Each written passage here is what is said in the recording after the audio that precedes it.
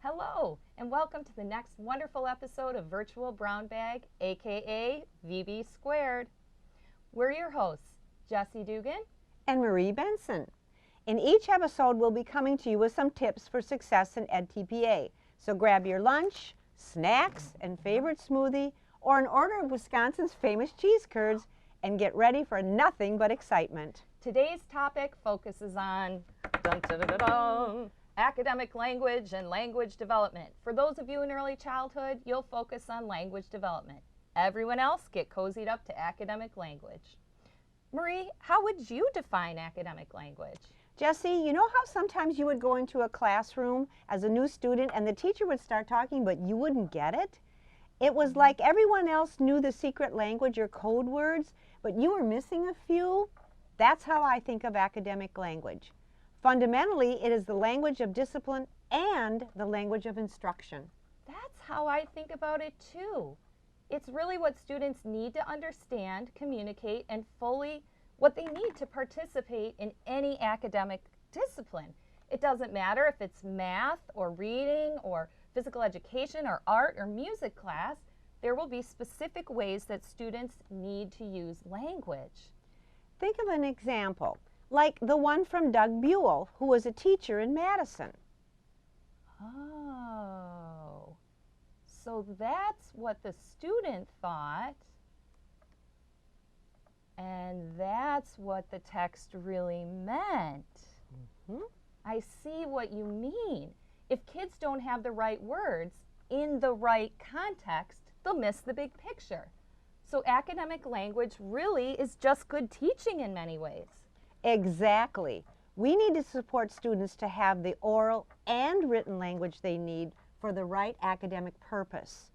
And really, paying attention to the way students think and what language they need allows students the opportunity to learn. And that's really our focus all the time, impacting learning.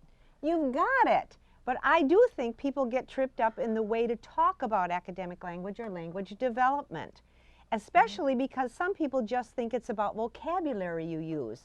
So each teacher needs to focus on key questions. First, what does writing look like in your discipline? And what writing skills do students in your classroom need to be successful?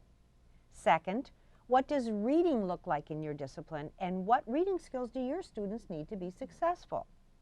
Third, what does speaking and listening look like in your discipline? And what speaking and listening skills do students need to be successful? Fourth, what reasoning, strategies, and tools are specific to your discipline? You know what, Marie? What this sounds like is focusing on the learner for a minute and not just the teacher. We talk all the time about what teachers are going to do in the lesson plans, in the instruction, what materials they need. But even before that, we need to think about what the learner needs to even get at those beginning goals. It's everything students will use to show what they know and what they're learning. Yep. And again, don't assume that it's only vocabulary. It's all of the processes and patterns in the language too. And by the way, these sandwiches are delicious and gluten-free. Okay, as we were saying, it's making sure that all kids can get access to the secret language of the class. But we should take a minute to focus on specifics and how teachers could support students in that area, because they have to talk about language supports too. You're right. So first, let's start with language demands. This is the big one. A teacher will decide what students are learning, but then they have to decide how they're learning or showing their learning. The language demand is the method they'll use: reading, writing, listening, or speaking. And you need to make this visible to students. After that, you get more specific. What is the purpose? What exactly will they do with that language? Identify, analyze, argue, evaluate, predict, compare, classify, distinguish, locate, retell, retrace. All of these are examples of language functions. Teacher candidates must talk about language function. And the easiest way to talk about it practically is as the action verb found in the central focus or learning outcomes. So how can you support students in this area? Well, I would think anytime you'd ask students to retell, explain, or give information in their own words, you'd support them. Let's talk about all of the ways teachers can support and promote academic language developments when we finish, okay? Okay. Okay, so next is the one piece everyone seems to get the first time around, academic and content vocabulary, the right words at the right time. Candidates should make sure to address language function and vocabulary used, but that's not all. Nope, that's not all. Candidates have to remember discourse and syntax. Tax on what? No, not new taxes, syntax. But we'll talk about discourse first, okay? Okay, remind me about discourse again because I always get mixed up between discourse and syntax. It's okay, it happens, but this isn't my first rodeo, so I've got this covered. When you think about discourse, you need to think about how people talk and write in that discipline and what that looks like in specific text structure. Wait, what do you mean about text structures? Jessie, you know this. You're the English teacher, remember? Think about different types of text that you'd have your middle or high school students use. I've got it. Narrative writing or debate or research writing or a mathematical proof or a blog post or persuasive letters or designing a lab report in physical science class. They all have specific purposes, organization, and audiences. So you change the frame or the structure depending on the kind of writing or reading or speaking you're involved in, right?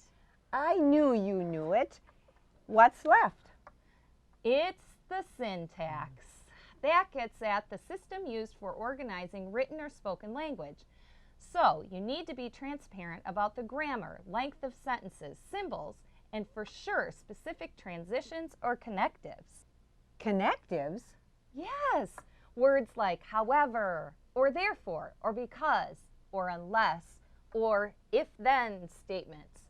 It also can relate to tables or graphs or lists or timelines, hypotheses, expressions, equations, and formulas. All of those are examples of syntax, and you can totally help students in this area by using sentence starters and sentence frames. Let's talk about some helpful language supports. You mentioned sentence starters and sentence frames. What else? Graphic organizers, Venn diagrams, concept mapping, and modeling works really well too. There are loads of ways you can support students. Or it can be as simple as sequencing, guiding questions, basic sentence structure for young students. There are plenty of scaffolds that can be simple. We'll use and then list some resources in the doobly-doo down below. And thanks to Hank Green and John Green for that little bit of vocabulary. Jessie, you're a bit much. Anyway, I'm about ready for dessert, and I know you like your dark chocolate. Yeah, I sure do. But we should say something about those edTPA handbooks that might seem a little bit different when it comes to academic language. We'd better. I know early childhood is different because that focuses on vocabulary as appropriate sounds and early words. What about world language? Ooh, they're out. They've got enough going on that they don't address academic language in specifics. And it discusses precise language in the math handbook and in special education, the academic language communication. Yeah, that should be it. I think we should thank our viewers for having lunch with us today. And remember, academic language focuses on communication. Just think, as a musician or historian or biologist or author or mathematician, what does your communication look and sound like? Then you go from there. Put students first, and it's all good.